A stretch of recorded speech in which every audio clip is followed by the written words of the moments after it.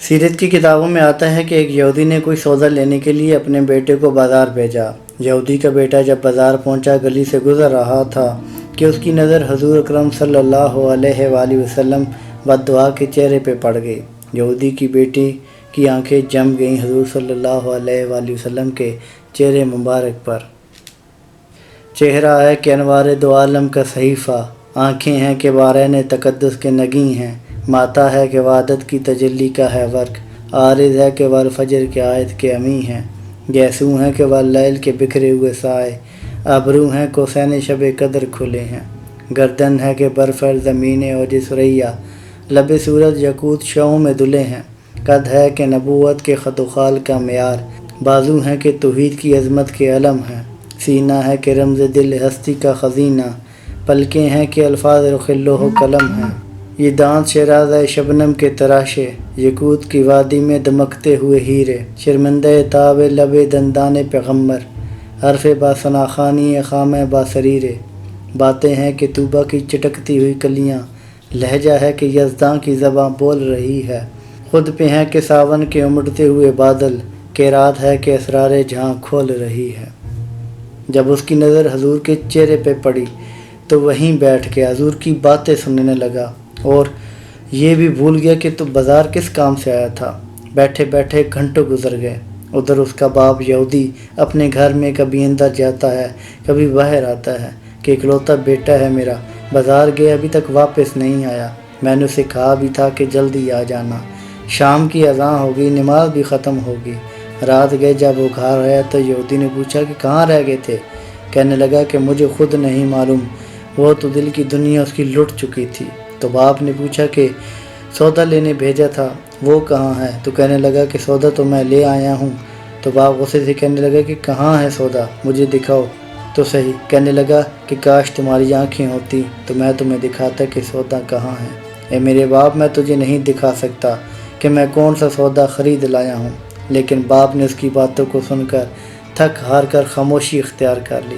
کہا چلو کوئی بات نہیں، اکلوتا بیٹا تھا، اب یہودی کی بیٹی کی یہ عادت بن گئی، وہ آئے روز نکل جاتا حضور کی بارگاہ میں جا کر پیچھے بیٹھ جاتا اور چہرہ انور پر نظریں جمائے بیٹھے رہتا۔ یہ اس کا معمول بن گیا۔ لیکن کچھ ہی دنوں کے بعد اس کی طبیعت بہت خراب ہو گئی، وہ بہت بیمار ہو گیا، یہاں تک کہ بستر مرگ پر آ گیا۔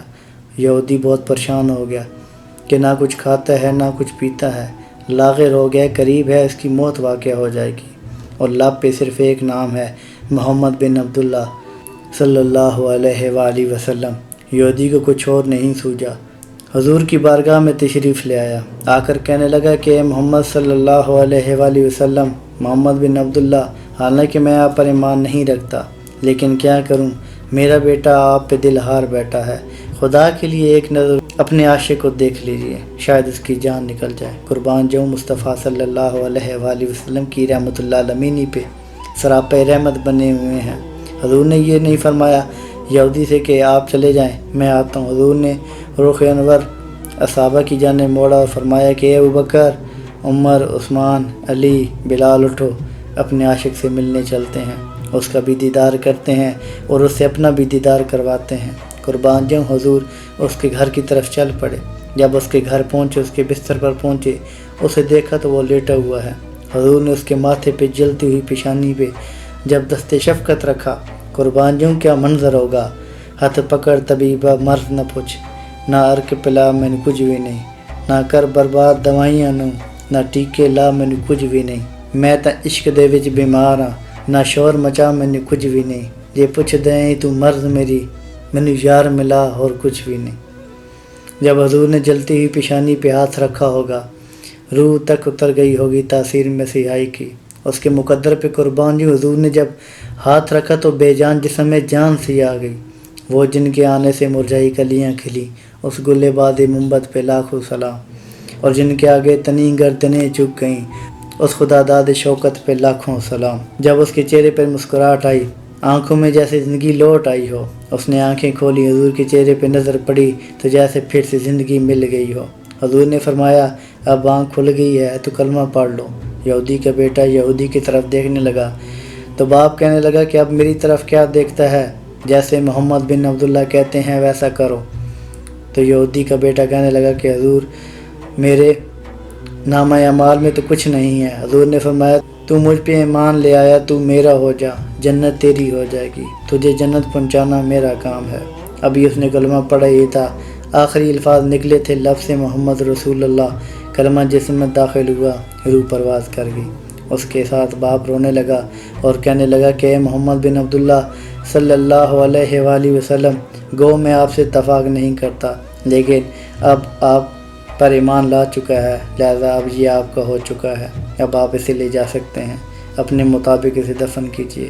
قربان جوں اس عاشق کے مقدر پہ۔ حضور نے اپنے کاش مبارک سے اٹھایا، صحابہ کرام کو فرمایا ابوبکر صدیق، عمر بن خطاب، علی، عثمان، اس کے جنازے کو اٹھاؤ، بلال چلو اسے اٹھاؤ اور چلتے ہیں۔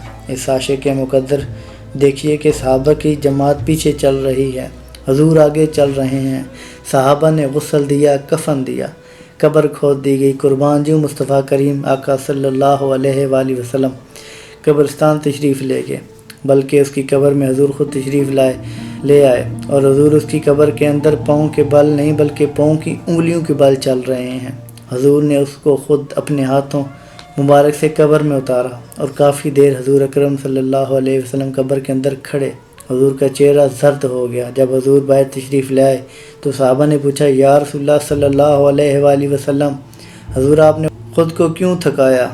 آپ ہمیں حکم ارشاد کرتے، ہم اسے خود قبر میں اتارتے۔ تو حضور نے فرمایا کیا میں نے اسے وعدہ نہیں کیا تھا کہ میں اس کی قبر کو جنت بناؤں گا یا اسے جنت لے جاؤں گا، اس لیے مجھے خود قبر میں آنا پڑا۔ تو صحابہ نے پوچھا یا رسول اللہ آپ انگلیوں کے بل کیوں چل رہے تھے؟ تو آپ نے فرمایا حور و ملائکہ کا اتنا رش تھا کہ قبر کے اندر مجھے جگہ نہیں مل رہی تھی کہ مجھے انگلیوں کے بل چلنا پڑا، میں نہیں چاہتا تھا کہ کسی ملائکہ کے پاؤں پہ میرا پاؤں آ جائے۔ حضور کی آنکھوں میں آنسو تھے اور حضور یہی فرما رہے تھے کہ اللہ تیرا شکر ہے تو نے میرے صدقے اس شخص کو بخش دیا، اللہ تیرا شکر ہے تو نے میرے صدقے اس شخص کو بخش دیا۔ قربان جوں اپنے ایک امتی کے لیے حضور کتنا درد رکھتے ہیں۔ پہلے سجدے پہ روز ازل سے درود، یادگاری امت پہ لاکھوں سلام۔ اے امتی تیرے بختوں پہ قربان جوں، کس قدر شفیق آقا کا تو امتی ہے، قطرے کو سمندر ذرے کو ستارہ کرتے ہیں، کنین کو خم آ جاتا ہے جب زلف سنوارا کرتے ہیں، فدا قومی و ابی یا رسول اللہ۔